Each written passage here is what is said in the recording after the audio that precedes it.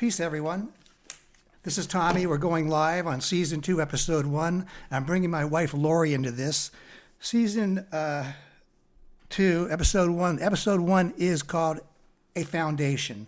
And my wife, Lori, will be explaining our relationship, how we met, because a lot of my abandonment issues came into our first getting it together. So here's my wife, Lori. Sweetheart, go.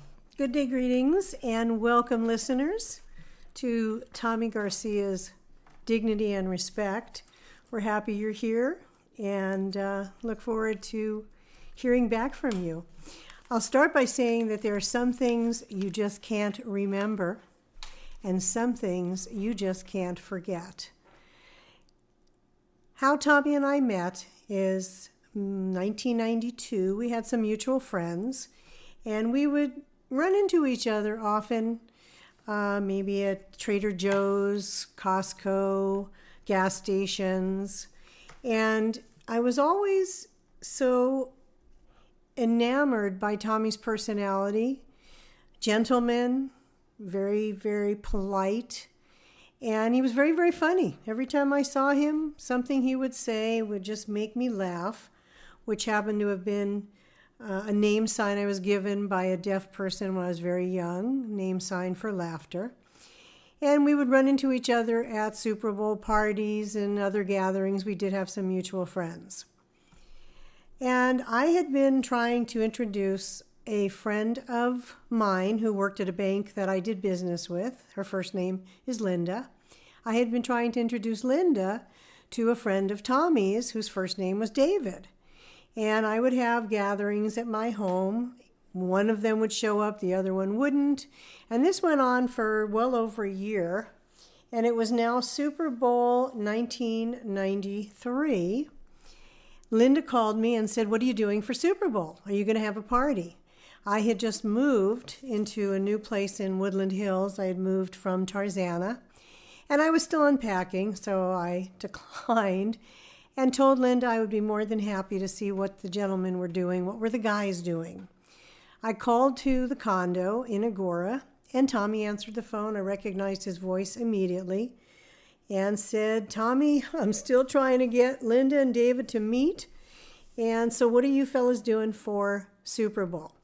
And Tommy explained that they both had plans and that perhaps we'd have to try again.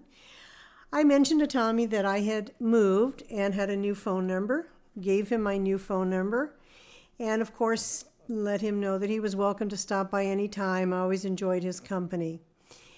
And Super Bowl came and went, and we watched, I watched at my home, actually had some interesting Super Bowl watch anyway. And on Tuesday after Super Bowl, my phone rang and it was Tommy. And he was on his way from Los Angeles going out to Agora Hills and wondered if he couldn't stop by to say hello. Of course, I welcomed him. And before he arrived, my dog PJ immediately started getting all excited because Tommy drove at that time a slant-nosed Porsche. And when he would downshift,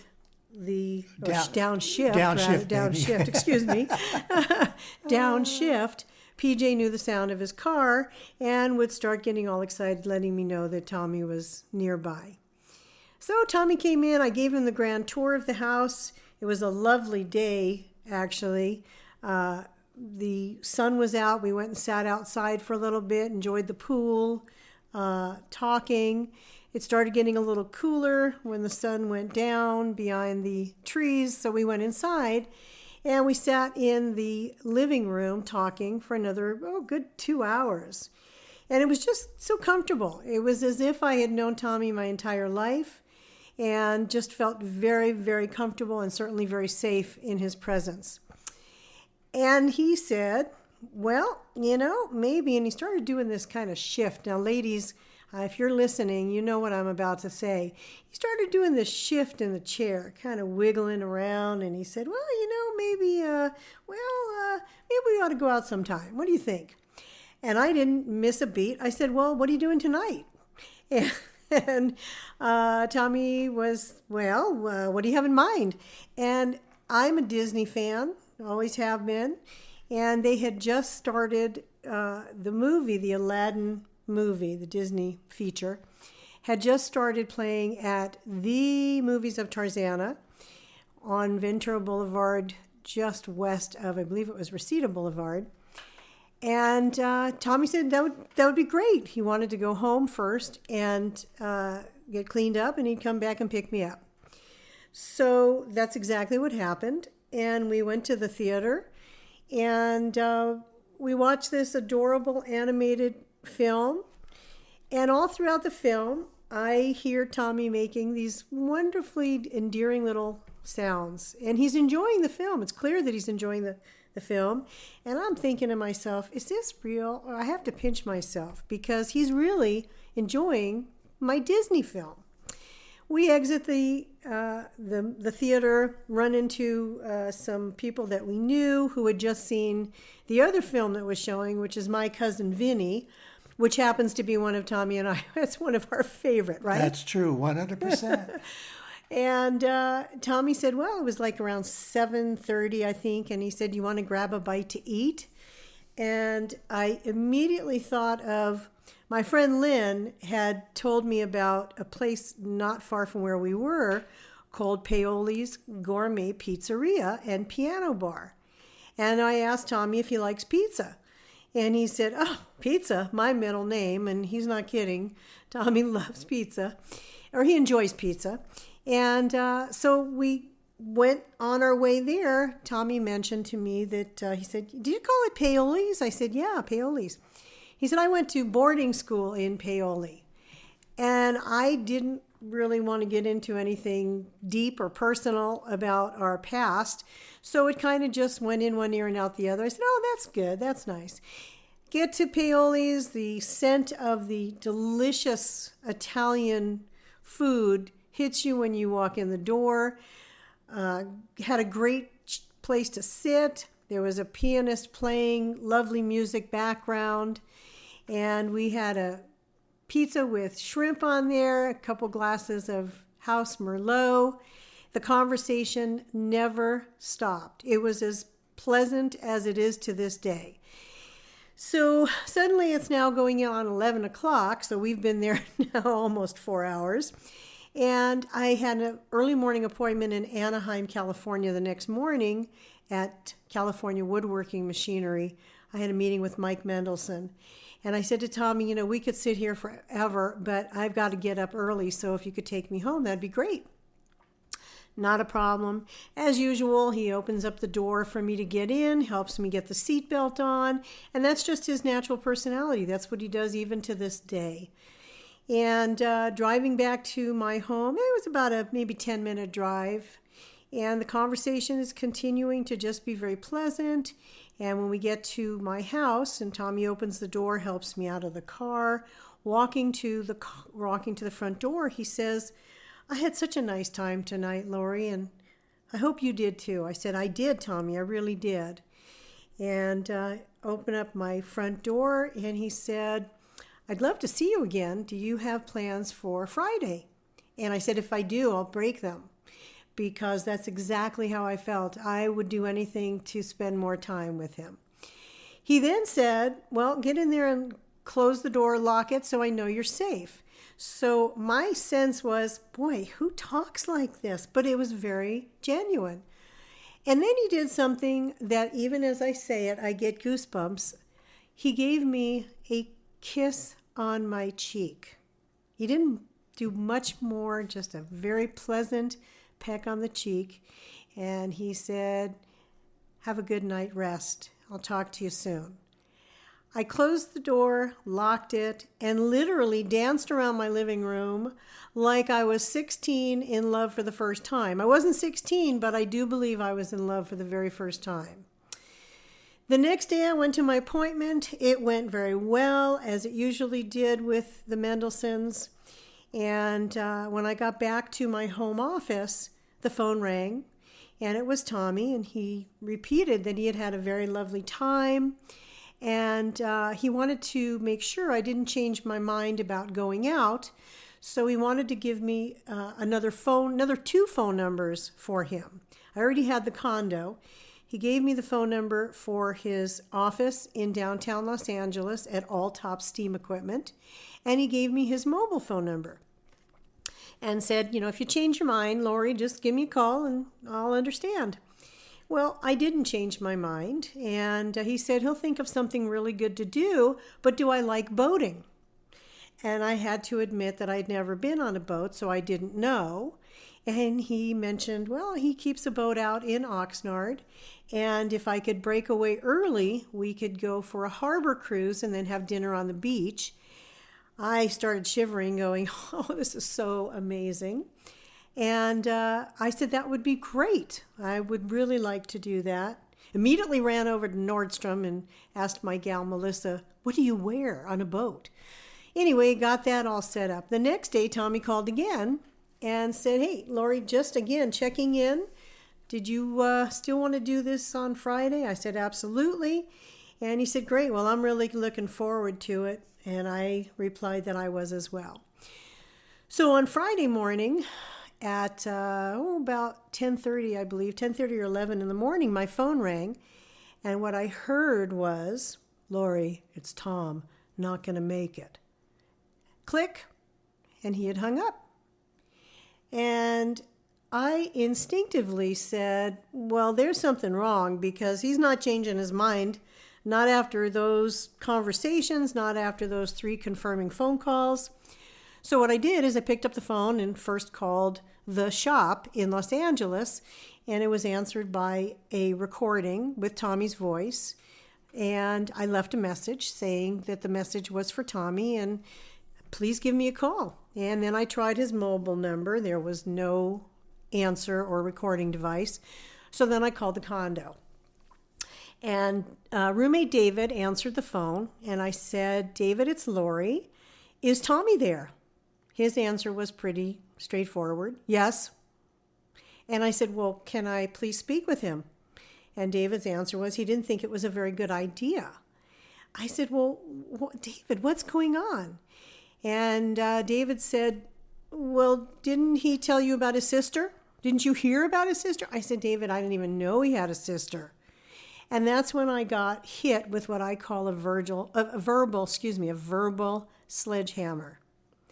David said, well, his sister was murdered last night. He has a rash of shit to deal with. I said, oh my goodness, David, please, I am a friend. Would you please tell Tommy that as his friend, if he needs a shoulder or an ear, I am here for him.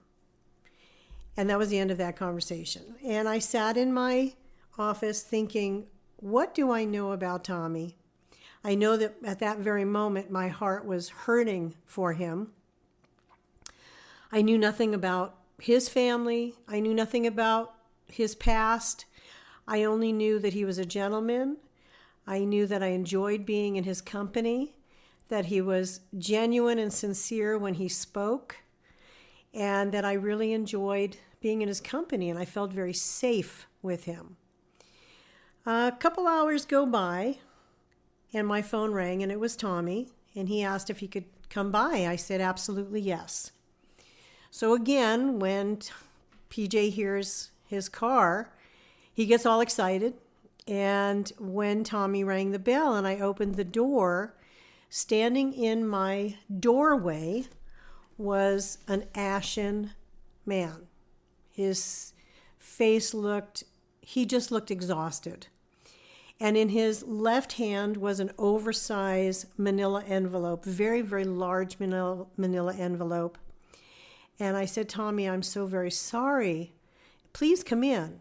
And he didn't move. He stood there and he said, Lori, there are things about me you don't know. And when you know them, you may not want anything to do with me.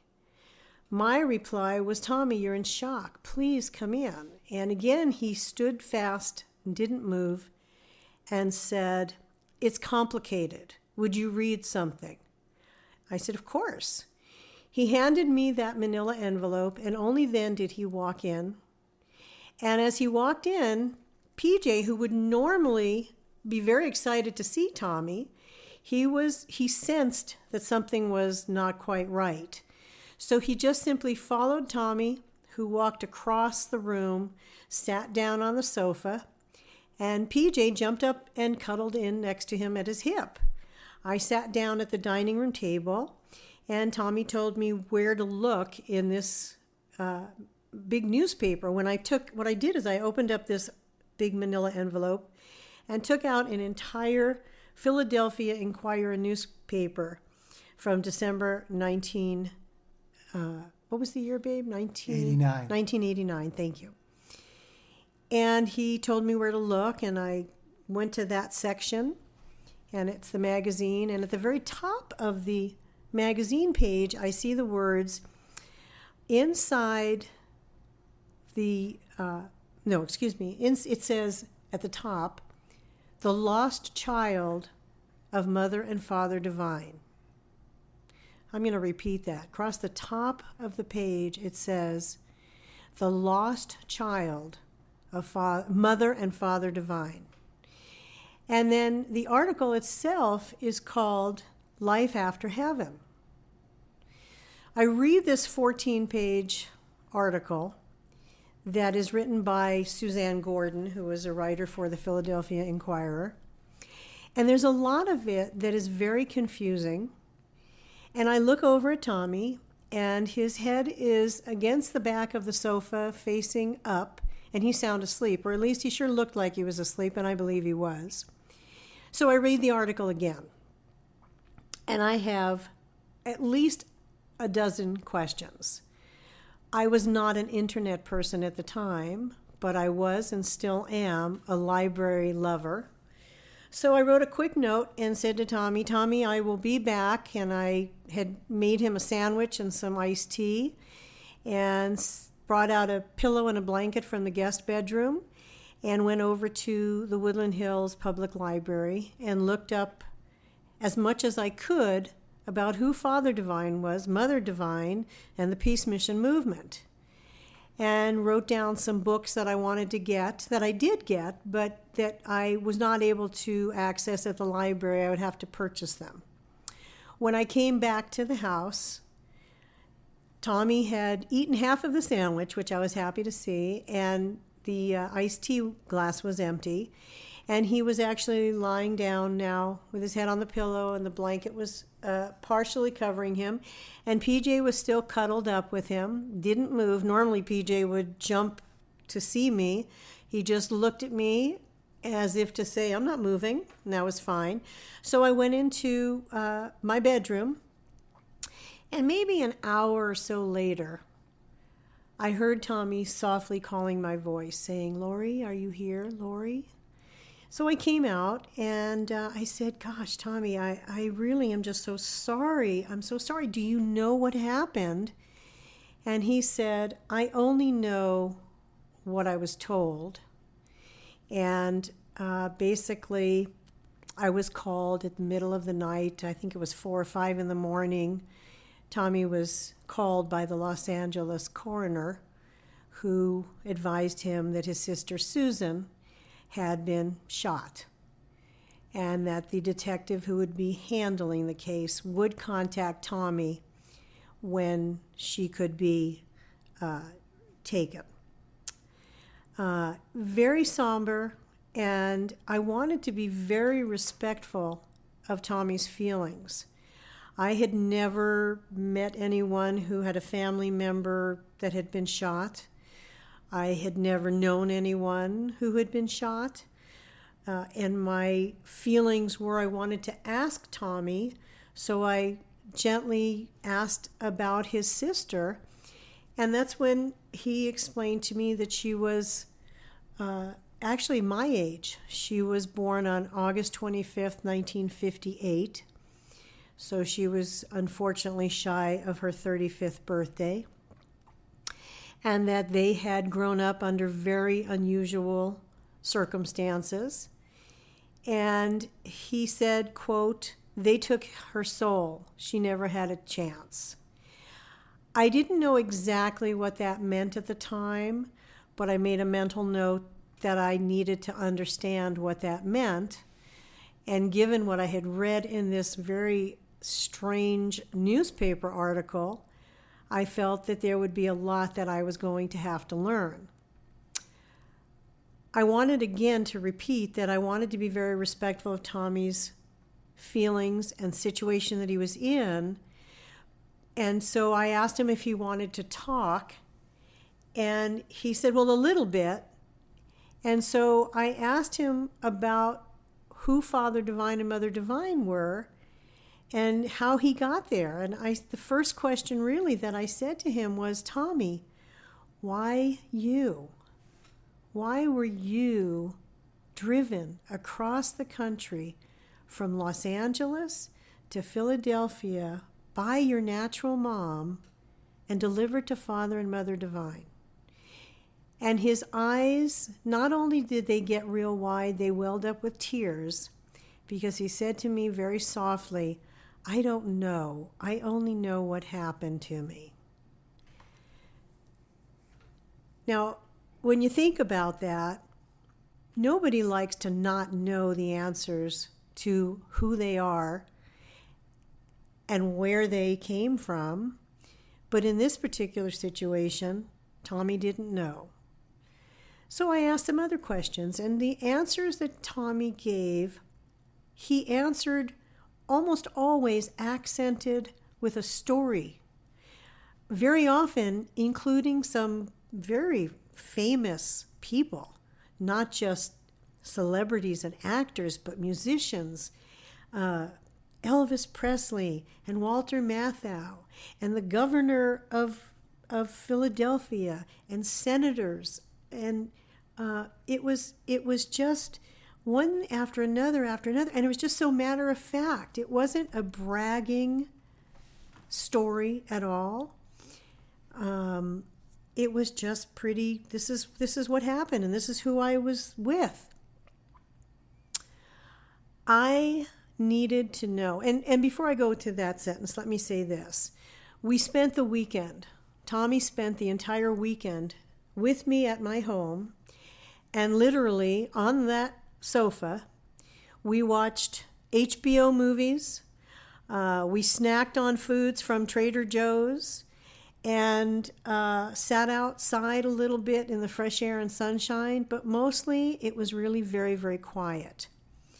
At that time, I made a decision, a personal decision, that Tommy did not seem like the kind of person to tell wild, concocted lies, stories filled with these exotic he was not that kind. So I decided I was going to see what kind of research I could do if these stories were true. I had worked for a prominent market research company, Dun & Weiser in Encino, for quite some time. And I learned all about research and probing and things like that. But that's what I decided to do on my own. On Monday morning, Tommy's mobile phone rang. And it was about, 7 or 7:30, I believe.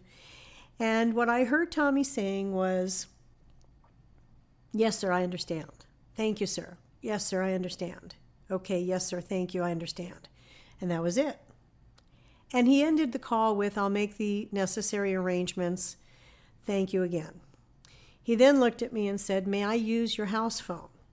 I said, absolutely. He then made a phone call, and I heard him say, Pop, not Dad, not Father, Pop, Susie can be retrieved. I will call the mortuary and make arrangements. I don't remember what the name of the mortuary was, but it was arrangements were made. Tommy then used the phone for that as well, for Thursday. Hasty, something like that. Anyway, and while Tommy left, and it was very difficult because I wanted to hug him, just my need to hug him, but Tommy's not a hugger. And so before he was leaving, I tried to hug him, and he was very stiff. and I asked if I could hug him. And he put one arm around me. I said, that's not a hug. A hug takes two arms, Tommy, two arms. So he hugged me, and it was still a little bit stiff. And I said, you know, I'm here for you. I am here for you, whatever you need. I am a friend. And he left. He went and did whatever it was that he did. And later that day, he called again and asked if he could come back. I said, absolutely. And I had spent more time. I had called USC Library and UCLA Library and Cal State Northridge Library to find out if there were books available. I had ordered some books immediately through Barnes & Noble, or I think it was Borders Bookstore, actually. Anyway, when he came back, I had a lot of questions for him. And I asked some of them, but what was happening is when Tommy didn't know the answer, it would anger him. And again, I was trying to be very respectful of what was going on, but I needed to know if these stories he was telling me were true. So over the course of the next couple of weeks, well, first of all, what they did is they had their services. I asked Tommy if he would like me to be there. He said no. I respected that. And then they immediately took Susan was cremated, and they made the family decision to bring her to across the border in Mexico. There's a Garcia family. I don't know if it's a area or cemetery, but they were going to put Susan's ashes with her grandparents, who, as I can explain it best, Susan was very loved by. And Tommy felt that that would be the best place for her, surrounded by love. And we'd have some good moments, and then we'd have some arguments. Because again, I would ask questions that he didn't know, and he would say, why do you have to ask me those things? And I said, well, Tommy, we have to set a foundation. We have to set a foundation for our friendship, or this relationship that it seems to be evolving in, because the truth is we're very comfortable together, and it really feels like we're meant to be together, and to use that word, beshert, for us to be together. But we were still establishing this foundation. Tommy. Well, she started vetting me then, and she's never stopped, because then there was no internet. Now that there's internet, every time I come up with a story, all of a sudden I hear the keyboard going, and she's typing away, vetting me out, seeing if it was true. It's important. Through being abandoned, it always gave me a 1 foot out the door. So I really never had a great foundation in any relationship I had ever been in before. And she was teaching me what a foundation was, and to be able to start a relationship, getting everything out, the bad, the good, everything, and making a strong foundation that couldn't be cracked later on in life. Well, I guess it's worked for 30 years. We've been together 24/7, married 26 of those years. And she's been vetting me ever since. But it's important to know about this foundation, because we're going to talk about relationships and how being abandoned at a young age, how it affected me when I was younger, and has stayed with me till today. So everybody, have a good day. We'll come back with the next episode, which will be episode 2, and it'll be talking about abandonment. And peace out, and love you all. Take care.